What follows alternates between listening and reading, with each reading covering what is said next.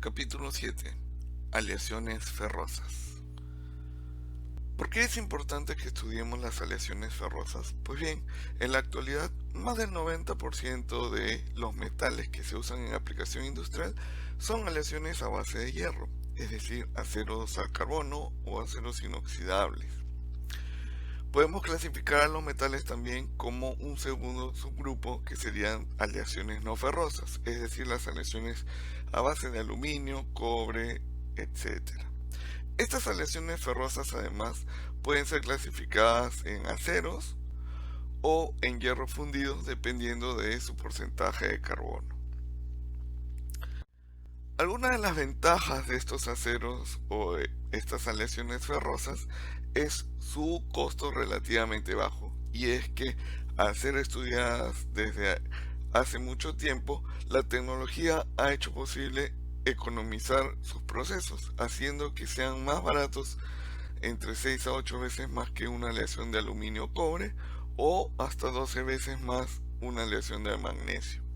Además, es fácilmente obtenible diferentes propiedades mecánicas tan solo variando su contenido de carbono o aplicando diferentes tratamientos térmicos y o mecánicos. A su vez, estos aceros pueden ser divididos dependiendo de su contenido de carbono en bajo, medio o alto carbono. Los aceros no solamente consisten en una aleación de hierro y carbono, pues dentro tienen otros elementos que ayudarán a mejorar sus propiedades mecánicas o que vienen propios del método de fabricación, desde que se elimina o se extrae el hierro del óxido de hierro. Entre ellos tenemos el manganeso y el silicio, que van a ayudar a aumentar su resistencia mecánica, por ejemplo, o el cobre, que hará que su resistencia a la corrosión sea mejor. Importante es que sepamos que tanto el fósforo como el azufre son considerados impurezas, pues estos van a fragilizar el acero ya sea en frío o en caliente. Las desventajas o limitaciones que presenta el acero es que son muy malos ante la resistencia a la corrosión y oxidación. Otro problema es, como ya les he venido diciendo, que es muy fácil perder ductilidad cuando yo tengo altas resistencias. Como les decía, necesito sacrificar una propiedad para obtener otra, y en el caso del acero, pues cuando yo tengo mayores resistencias superiores a los 700 megapascales, tendré una pérdida de ductilidad y o resistencia al impacto. Veamos ahora el sistema hierro-carbono, pues como les comenté, ante un aumento de la resistencia o de la dureza, tendré una pérdida en lo que se refiere a la ductilidad. ¿Y esto cómo se explica? Viendo su diagrama de fases. En el diagrama de fases, como ya lo habíamos visto anteriormente, de una manera rápida, yo tendré diferentes fases y microconstituyentes. A la izquierda tendré todas las fases provenientes del hierro, y hacia la derecha voy a tener un compuesto, que es un compuesto de hierro con carbono, con 6.67% de carbono, y cuyo nombre es cementita. Entonces, en esta área yo tendré diferentes fases, que son soluciones sólidas.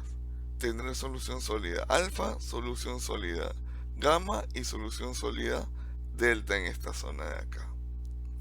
La solución sólida alfa es una solución de hierro-carbono capaz de disolver hasta 0,025% de carbono. De manera similar, la solución sólida gamma, o también conocida como austenita, será capaz de disolver hasta 2% de carbono, mientras que la solución sólida delta será capaz de disolver hasta 0,1% de carbono. En esta zona de acá yo tendré entonces una solución sólida más mi compuesto cementita, siendo que en esta zona tendré, toda esta zona tendré austenita más cementita. ¿Qué tendré entonces en esta zona de acá?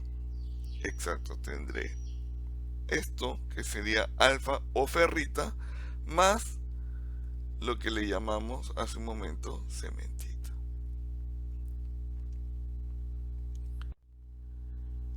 Bien, ¿qué cosa está sucediendo? Porque es que el hierro puro está presentando tres tipos de fases al mismo tiempo.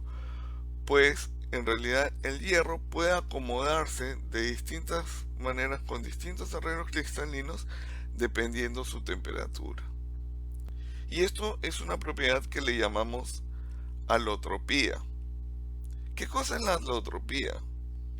La alotropía justamente es la propiedad de un metal en donde puede existir en más de un tipo de estructura cristalina dependiendo de su temperatura.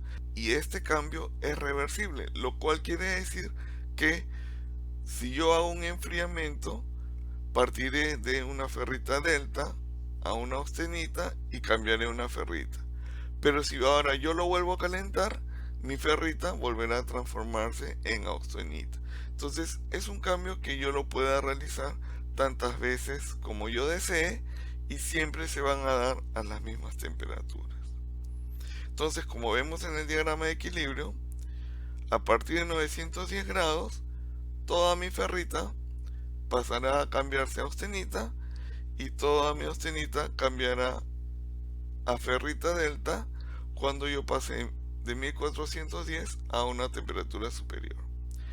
Estos cambios no se dan a una temperatura constante, pues dependerán del porcentaje de carbono, siendo así que para una temperatura de 900 grados y un porcentaje de carbono superior a los 0.1%, yo podré tener austenita y ferrita coexistiendo en el mismo ambiente.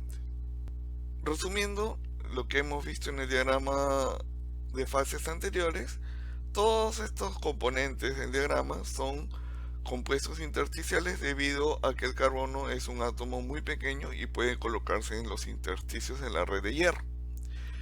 Y las fases que yo puedo o que obtengo en este diagrama son ya sea soluciones sólidas intersticiales como la ferrita delta, austenita o la ferrita simplemente, o el compuesto intersticial cementita. Estas fases y microconstituyentes tienen propiedades distintas cada uno. Por ejemplo, la ferrita es hierro casi puro con una estructura BCC, cúbica centrada en el cuerpo. Y sus propiedades es que es blando y dúctil, ¿sí? Siendo su resistencia hasta 270 megapascales, una dureza de 90 Brinell y una ductilidad muy buena de 40%. Por su lado, la austenita también es hierro casi puro, pero puede disolver hasta casi 2% de carbono, convirtiéndolo claro en una solución sólida. Su resistencia máxima ya puede llegar hasta los 1050 megapascales, una dureza hasta los 300 Brinell y puede mantener su ductilidad entre 30 y 60%, lo cual lo convierte en una fase muy tenaz. Por otro lado, la cementita, que se encuentra hacia el lado derecho del diagrama, es un compuesto ya que disuelve hasta 6.60% de carbono, pero es una fórmula fija. Tiene una estructura ortorrómbica, mientras que la austenita tiene una estructura FCC. Y debido al alto contenido de carbono y a esta estructura, es una fase sumamente dura y frágil, donde su dureza llega a alcanzar hasta los 800 Brinell y una ductilidad prácticamente nula. Como microconstituyente también encontraremos ahora la perlita, que es un microconstituyente que está formado por dos fases, en este caso que sería la ferrita y la cementita, y esta aparece porque hay una reacción isotérmica llamada una reacción eutectoide en el diagrama de equilibrio, y las propiedades mecánicas que presenta esta mezcla llamada perlita es que es una estructura que presenta una resistencia mecánica entre 600 y 800 megapascales, una dureza intermedia entre 200 Brinell y una ductilidad similar al 25%. Entonces, veamos qué está sucediendo realmente en el diagrama de equilibrio. Recordemos que tenía en esta zona de acá ferrita y cementita. Para analizar los aceros, estudiaremos solamente esta parte del diagrama, debido a que en aceros, como les comenté al principio, es considerado tan solo hasta el 2%. Arriba del 2% ya se le considera hierros fundidos, que en realidad son materiales con mucho mayor dureza y mucho mayor contenido de carbono.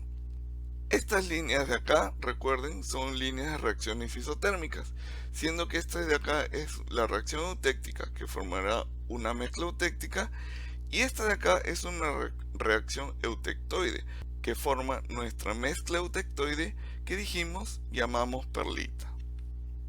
Pues bien, analizando hasta el contenido de 2% y esta zona baja, podemos calcular nosotros por intermedio de la regla de la palanca la cantidad de fases presentes dependiendo del porcentaje de carbono. Entonces, yo tendré en esta zona de acá como fases ferrita y cementita, y ahora como microconstituyentes que tendré, siendo que en 100% tengo yo la mezcla eutectoide, hacia la izquierda tendré como microconstituyentes ferrita primaria más perlita, es la mezcla eutectoide, y hacia la derecha tendré perlita más cementita. Y esto es más o menos como se vería. ¿Estamos? Si yo quisiera calcular cada uno de los porcentajes, pues tendré que hacer mi regla de la palanca tomando en consideración cada uno con sus límites. Bien, ¿cómo esto me afecta a las propiedades mecánicas? Pues bien, como les comenté hace un momento, cada fase, cada microconstituyente tiene diferentes propiedades. Por lo tanto, cuando yo analizo los microconstituyentes presentes en cada acero, por ejemplo, para un porcentaje de carbono de alrededor del 0.1%, yo tendré una cantidad pequeña de perlita y mucho más ferrita, haciendo uso de mi fórmula de la regla de la palanca, ¿no es cierto? Entonces, ¿cómo se va a ver esto?